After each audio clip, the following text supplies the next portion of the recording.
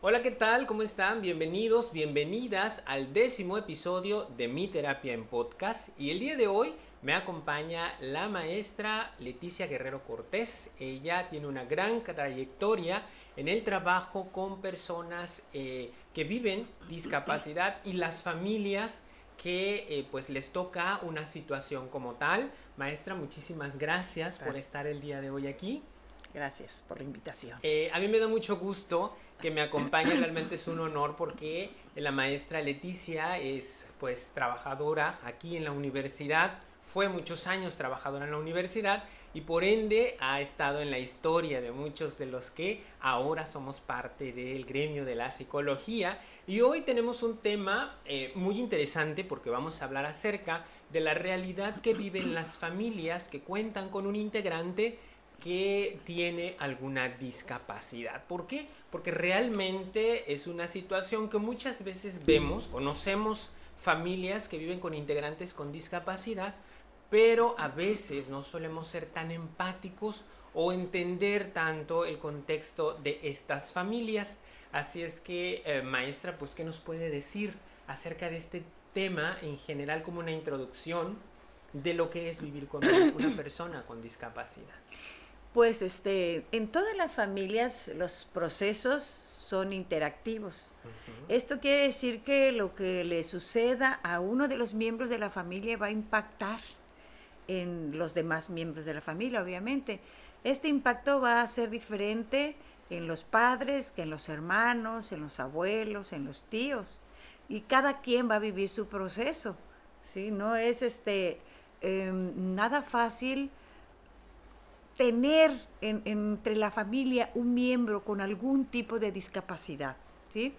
La discapacidad que puede ser intelectual, conocida también como retraso mental, o puede ser síndrome de Down, o puede ser una discapacidad visual, o ciegos, o discapacidad auditiva, comúnmente llamados sordos, o discapacidad motriz, comúnmente llamados paralíticos, u otros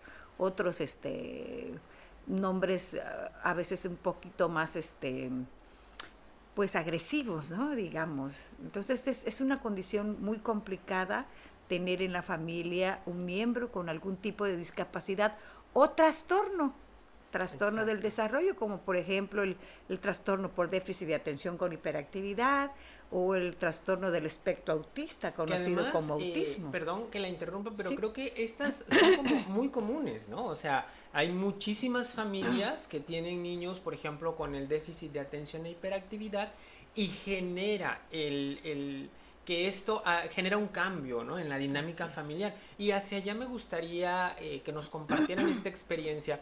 ¿Qué significa? Porque además sabemos que hay etapas, ¿no? Una familia que recibe un diagnóstico está en una primera etapa, pero luego hay familias que llevan años ya lidiando con esto. Entonces, en una primera etapa, cuando la familia recibe el diagnóstico, ¿cuál será ese impacto? ¿Qué detona en esa familia? Sí, son procesos delicados y complejos, complicados también, porque pues la mujer embarazada tiene expectativas Sí, pues elevadas en torno a ese producto que se está gestando en su ser. Y bueno, por ejemplo, si la mamá es deportista, pues espera que su hijo vaya a ser un gran deportista, claro. incluso que vaya a participar en los Panamericanos o en alguna Olimpiada, ¿sí? Son altas expectativas. Ninguna madre tiene como expectativa pues tener un hijo sordo, un hijo ciego, un hijo con síndrome de Down, un hijo con trastorno por déficit de atención con hiperactividad o un hijo autista. Entonces, Claro. la llegada de un miembro con algún tipo de discapacidad o trastorno a la familia, pues va a provocar desadaptación, ¿sí? La familia tiene que reordenar su dinámica, Ujú. readaptarse a las nuevas condiciones que le implica el nuevo miembro que ha Ok. llegado y que va a necesitar cuidados especiales, va a tener necesidades educativas especiales que atender y la familia es muy importante en los procesos de desarrollo de estos niños. Deben involucrarse padres, hermanos también, y ojalá que los padres y los hermanos contaran también con una red de apoyo externa de la familia extensiva, como los abuelos, los tíos, que lamentablemente muy pocas veces sucede que la familia extensa se involucre y ayude, apoye a estas familias. Sí, y algo que me llama mucho la atención de esto que menciona es estas expectativas, porque creo que ahí inicia como este primer choque que puede haber, o esta primer crisis, ¿no? Porque cuando se rompen las expectativas, para cualquiera y en cualquier circunstancia nos genera este desajuste emocional, cognitivo, y luego el visualizar, yo creo, y lo he visto también en consulta, cómo se van a veces a esta parte tan del miedo, ¿no? Del decir, ¿por qué? Porque de entrada romper esas expectativas implica saber que todo lo que imaginé, que todo lo que planeé, lo que visualicé, no se va a lograr. O sí se puede lograr, pero de una manera distinta. Porque también está esta posibilidad de que si el niño o la niña que vive una discapacidad pues recibe una atención pronta, va a lograr, pero lo va a lograr distinto. Y eso es lo que a veces de entrada puede mantener a los padres en un periodo de, como de cierta manera, en pausa, ¿no? Como sentirse así. ¿Le ha tocado? Sí, padres, la verdad. por ejemplo, Sí, claro. El diagnóstico va a provocar un impacto fuerte, principalmente en los padres, también en los hermanos.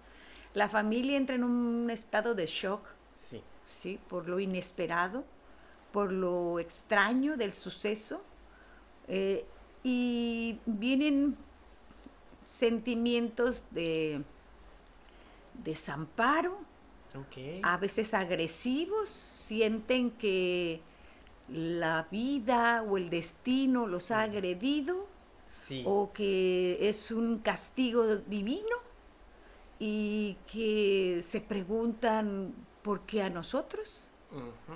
¿Por qué nos pasó esto a nosotros? Porque siempre pensamos que algunas cuestiones que no son muy agradables pues le puede suceder al vecino, al primo, al familiar, pero no a nosotros. Pero no a nosotros, sí.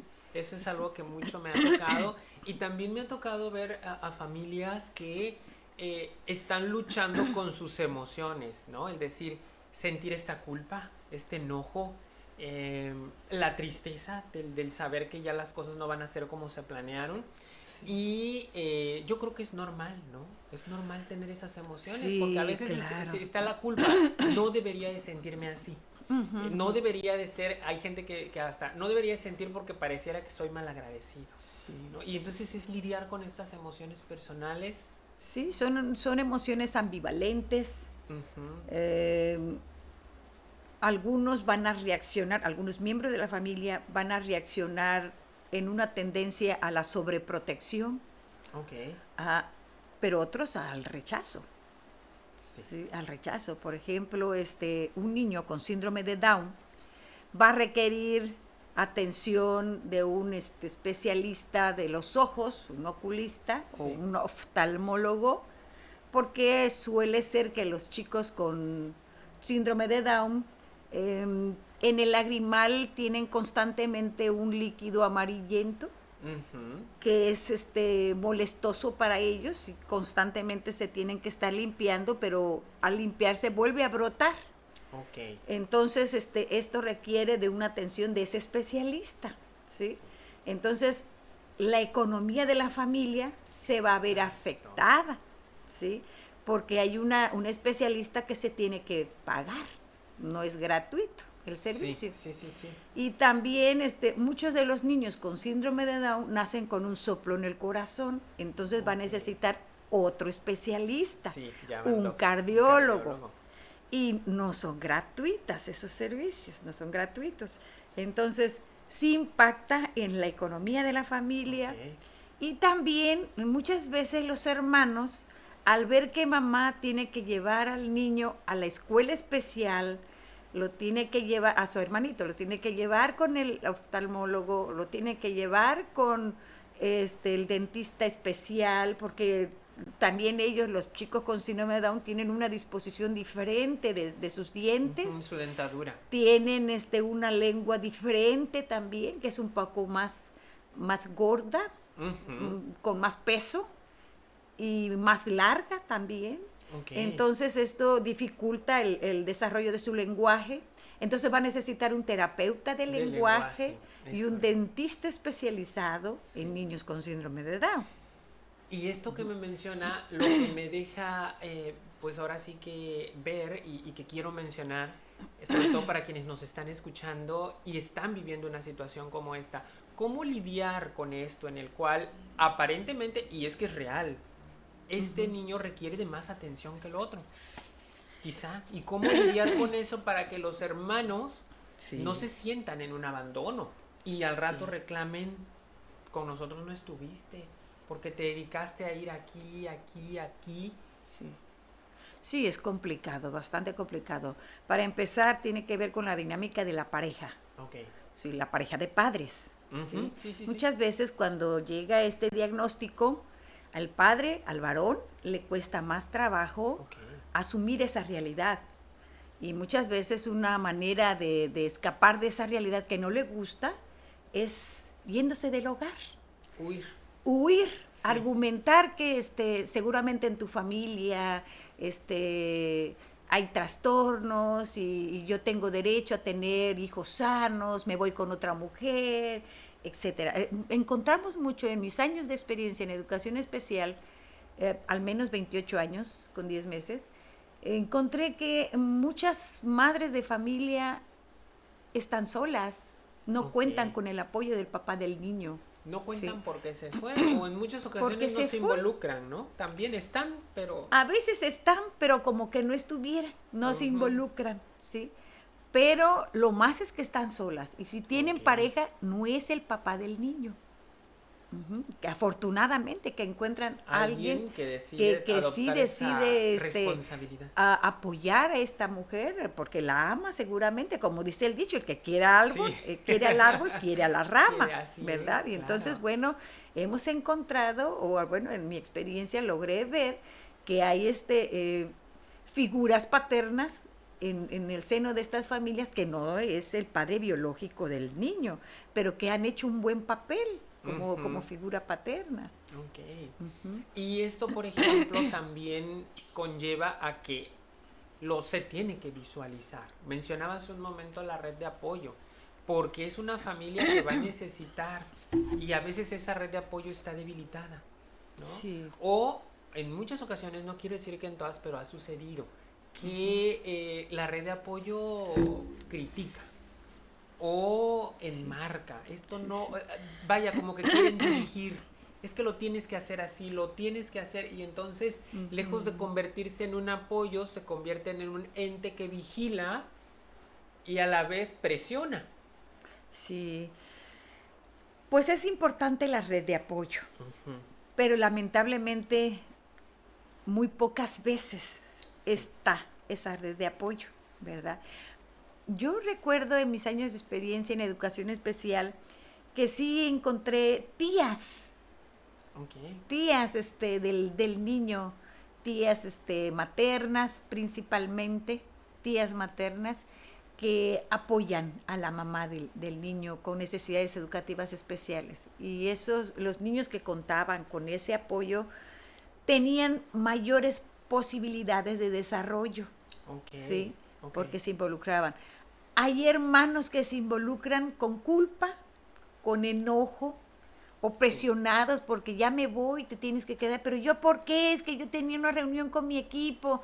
Pues sí, pero yo me tengo que ir a trabajar, te tienes que quedar con tu hermano. Entonces el hermano se queda molesto y se dice a sí mismo, ¿y yo qué culpa tengo de tener un hermano con necesidades educativas especiales? O a veces el invertir en el niño especial, en su atención, en sus atenciones médicas, pues provoca que a los otros hermanos no se les compren lo que necesitan, hasta material escolar o hasta uniformes o hasta cosas que los jóvenes quieren, tenis de marca o una playera o el celular, etcétera, ¿no? y mamá, me dijiste que en esta quincena, sí, pero es que tuve que llevar a tu hermano, Sí. con el dentista o con el cardiólogo y con puro mi hermano, y yo cuándo, ¿no? Entonces sí, hay enojo muchas veces, Sí, esa emoción es importante dejarla salir, sí, que que se fluya, libere, que claro. se libere, y la mejor forma es yendo a terapia. Exacto. Yo creo que las madres de estos niños con algún tipo de discapacidad o trastorno necesitan ir a terapia para que ese acompañamiento les permita estar en mejores condiciones de atender a sus Sí. hijos con Condiciones necesidades emocionales. educativas especiales, condiciones emocionales que a la vez son físicas, porque cuando no liberas la tensión emocional, pues el cuerpo se enferma, Sí, sí, y sí, sí. entonces una mamá enferma pues no va a poder llevar al niño al cardiólogo, no lo va a poder llevar a educación especial, ¿sí? Y el retraso del niño se va a hacer más evidente ante la Exacto. falta de atención. Sí, y esto que menciona es cómo estas dinámicas en las familias van a funcionar, pero van a funcionar de otra manera, que lo hace una familia tradicionalmente, ¿no? O como culturalmente podemos ver que va el ciclo vital avanzando, ¿no? Así como de vamos de etapa en etapa, pero acá se va a necesitar una participación extra. Y me parece Sí, muy acertado esto del que todos tendrían que estar en terapia, ¿no? ¿Por qué? sí, Porque los tiempos, la economía, la funcionalidad es distinta. sí. Y entonces los hermanos probablemente vean a otros, a los compañeros que no pasan por eso, ¿no? Y es porque ellos sí pueden ir al cine y yo hoy no puedo ir al cine porque, mira, me dejaste aquí cuidando. Sí. O ellos van a la playa, yo no puedo ir a la playa. Y entonces entender que la funcionalidad es distinta y trabajarlo en terapia creo que pudiera ser para hacerlo de una manera sana. Claro. Pero si nos vamos a las realidades y sobre todo con la experiencia que usted tiene en el trabajo que realizó y realiza durante mucho tiempo, habrá un porcentaje de familias que sí van a terapia mayor o menor.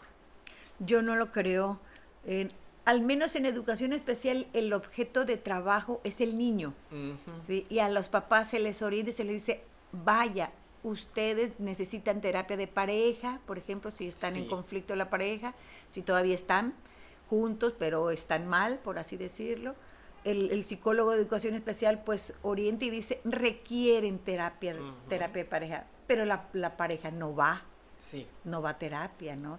Entonces, terapia de pareja ok, requerirían, ¿sí? sí, Terapia individual de la madre, porque hay un duelo que tiene que trabajar, ¿sí? Hay una pérdida. ¿Qué perdió la mamá? Perdió la posibilidad de tener un hijo que no requiriera atención especializada, ok, tanto educativa como médica, ¿sí? Entonces es un duelo que la mamá debe trabajar.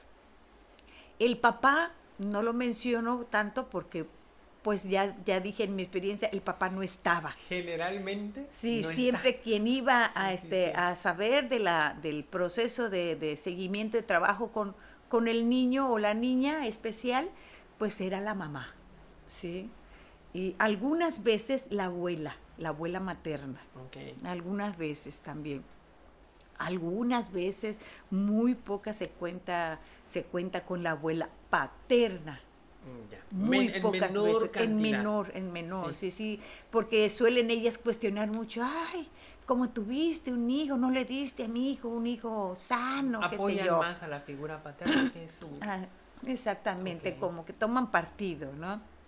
Y hasta justifican que el Señor se quiera ir sí, de la familia. Entonces, los hermanos también, los hermanos están viviendo un proceso de duelo que no lo trabajan, ¿sí? Entonces es necesario que vayan a terapia los hermanos. Yo recuerdo una exalumna en la Facultad de Psicología donde fui docente, me decía, yo tengo un hermano con síndrome de Down, ujú, pero yo estoy muy enojada por tener un hermano con síndrome de Down. ok, Y yo quiero que usted me asesore para desarrollar mi tesis, y mi tesis quiero que sea en el sentido de investigar si los otros hermanos También están en se una sienten situación. como yo, Sí. enojados por tener un hermano con síndrome de Down, o yo soy una canalla que La culpa, ¿no? Que mencionábamos hace un sí, momento. que yo soy una canalla, que soy mala, que por qué no quiero a mi hermano, ¿no? Y bueno, pues sí, llevamos a cabo esa investigación, fue muy interesante. Me imagino que sí, me imagino Sí, que sí lo y fue. pues ella pudo a través de esa investigación también liberar mucha de esa tensión, porque descubrió que no es la única que se siente así, Que la ¿verdad? gran Descubrió que mayoría, no sí. es la única, pero que muy pocos lo reconocen. Muchos luego dicen, ay, es que son angelitos. No, no son Exacto. angelitos, son niños como los demás, con necesidades, con deseos de amor, de ser aceptados, de ser queridos, de ser incluidos en la familia, que compartan con ellos sus inquietudes, Claro. de que los lleven a las fiestas familiares, que no los dejen encargados o que no los dejen encerrados, sino que también la Sean familia diga, bueno, partícipes. él es así y lo vamos a oír que está gritando o que está haciendo ciertos movimientos, acéptenlo, él es así, ¿no? Pero pues Y muchas familias precisamente los para esconden. eso es el trabajo del duelo, ¿no? Para lograr Exactamente. llegar a esa aceptación y la resiliencia en la cual Bien, digo, ahora yo sé, es claro. así, y los demás su trabajo ahora es acepten esto porque es mi realidad y porque además tiene que también el derecho de Claro. participar, de convivir, de disfrutar. Así es. Y esto que menciona y que habíamos estado viéndolo desde esta primera etapa, cuando se recibe este primer, digamos, el impacto de cuando se da este diagnóstico, pero conforme pasan los años, esta familia pasa también a otros momentos, otras categorías de pérdida de la funcionalidad. Y me llama mucho la atención, por ejemplo, cuando pasan de ser niños, adolescentes, y empieza a desarrollarse la sexualidad. Porque Sí. hay una creencia, y espero no sea equívoca porque me ha tocado percibirla, en donde pareciera que los niños o jóvenes ya, que viven con una situación distinta, es un área que no deberían de desarrollar. Pareciera que así lo percibe la familia, Sí, sí. pero pasa. Sí, sí, sí, pasa. Es innegable. Pero los padres de familia piensan que como hay un retraso intelectual, Ujú. también hay un retraso sexual. Y piensan, y tratan a su hijo eh, como niño o niña, Ujú. aunque ya sea adolescente. Claro. Y se les hace raro que puedan pensar ellos, porque sí piensan, Sí. eh, en enamorarse, en tener una familia incluso, Claro. piensan en casarse, ¿sí? Ya como adolescentes.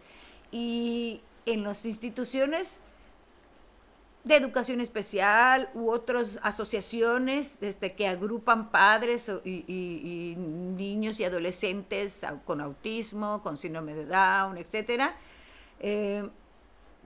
conocen Sí. los chicos, conocen a las chicas y se enamoran, ¿sí? Porque en la sexualidad no hay retraso. Exacto. No hay retraso. Incluso me tocó ver que una señora, ya su hija, pues adolescente de 17 años, la seguía vistiendo como niña de, ¿qué será? 5, 6, 7 años. Ok. ¿No? O sea, Sí. como si tuviese la intención, porque bien podemos hablar de esta idea del decir va retraso, pero también me ha tocado como detectar esto de negar, ¿no? Como el decir, si lo niego no existe. Entonces, Ajá. si yo mantengo esta imagen de infancia, así se va a ir toda la vida.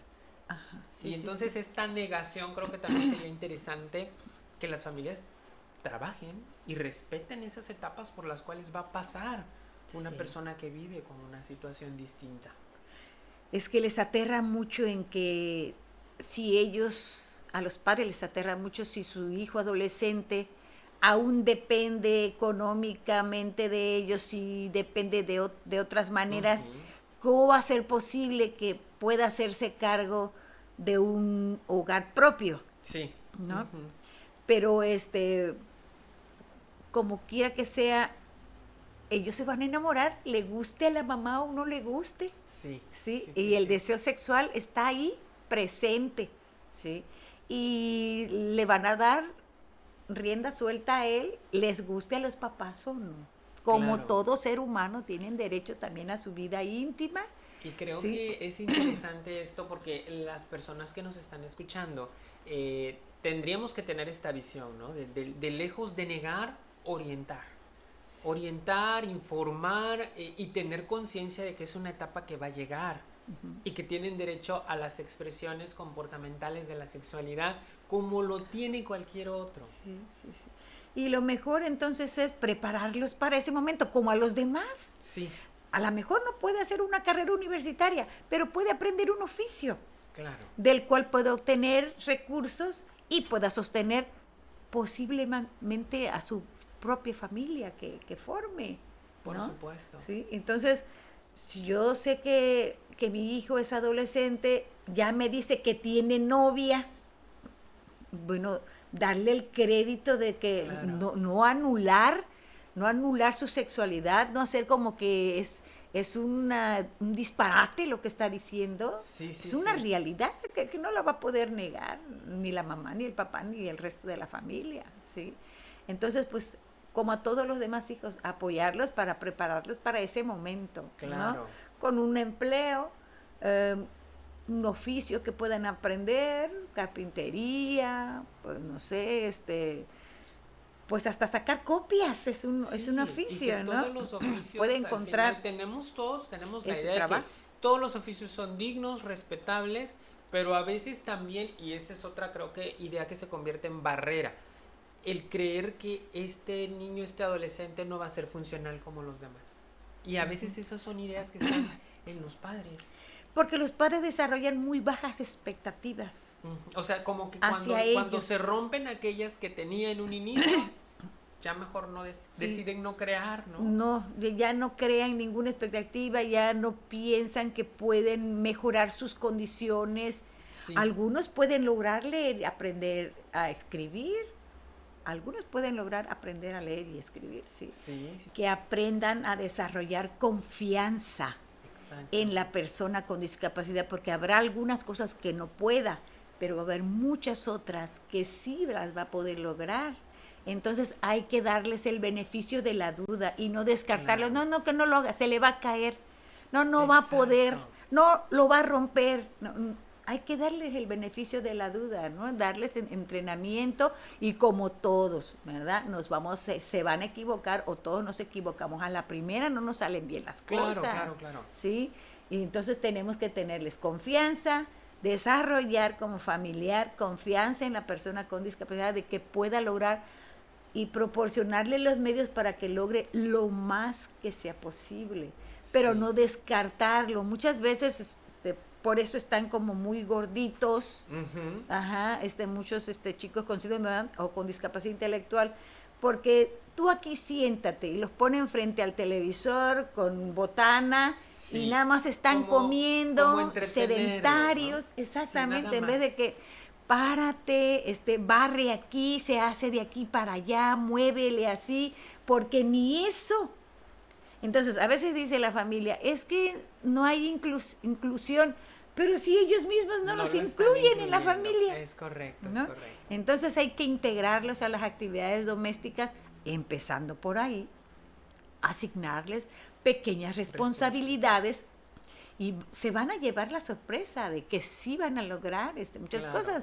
Y quizá al inicio no, pero como todo, conforme vayan aprendiendo, lo van a ir logrando. Y bueno, al menos en educación especial, ese es el trabajo del psicólogo. Ok. Hacer que el padre de familia logre desarrollar confianza en su hijo.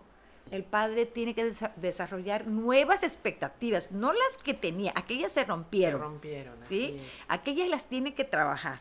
¿Sí? Tiene que trabajar su duelo y ubicarse en su aquí, en su ahora. Bueno, este es mi hijo, es así y tomo el toro por los cuernos y lo voy a apoyar con esto, con aquello, con lo que los especialistas me digan. Y uno de esos especialistas pues tiene que ser el psicólogo educativo, el psicólogo que está en educación especial. Bueno, los que tienen la fortuna, los chicos, los adolescentes y niños que tienen la fortuna, digo yo, desde mi punto de vista, de llegar a educación especial, porque has de saber que algunos nunca van a educación especial. Esas palabras y entonces creo que es interesante y me gustaría mencionarles a quienes nos están escuchando. En México es muy común es escuchar estas escuelas como la USAER, como los CAM, en donde de una manera pública el sistema apoya a estas familias. Y considero que si me estás escuchando desde otro país, en tu país también tiene que existir este apoyo y buscarlo, porque a veces otra manera del no llegar es la desinformación. Y la desinformación implica el que no conocemos, pero tampoco investigamos, porque esa es otra. Hay mucha gente que a mí me ha tocado escuchar, oye, y no lo ha llevado a tal lado. ¿Qué es eso? Sí. Mira, es una institución, es gratuita, búsquela ahí en tanto. O sea, no sabía, ¿no? Y entonces creo que cuando se da este momento de que existe una persona en mi familia que cuenta, lo primero que tengo que hacer es informarme. Sí. En mi lugar donde yo vivo, ¿qué apoyos hay? Y que yo puedo hacer uso.